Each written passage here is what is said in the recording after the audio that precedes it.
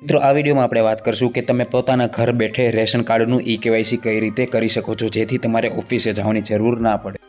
તો સૌપ્રથમ આપણે વાત કરીએ કે તમારે રેશન કાર્ડ ઈ-કેવાયસી કરવા માટે શું ડોક્યુમેન્ટ તમારા પાસે રાખવા જોઈશે અથવા તો કઈ એપ્લિકેશનની જરૂર પડશે। તો મિત્રો સૌપ્રથમ તમારા પાસે રેશન કાર્ડ હોવું જોઈએ। બીજા નંબરે તમારી પાસે પોતાનું આધાર કાર્ડ હોવું જોઈએ। જો આધાર કાર્ડ અસલ નથી તો ઝેરોક્સ અથવા તો આધાર કાર્ડનો સાચો નંબર તમારા પાસે હોવો જોઈએ।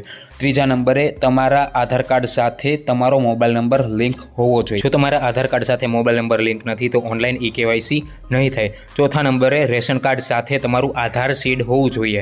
સીડ અને ઈ-કેવાયસી બંને અલગ વસ્તુ છે। તમારા રેશન કાર્ડ સાથે તમારું આધાર સીડ હોવું જોઈએ। જો આધાર સીડ નહીં હોય તો ઓનલાઈન ઈ-કેવાયસી નહીં થાય તો તમારે ઓફિસે જઈને જ રૂબરૂ કેવાયસી કરાવવું પડશે।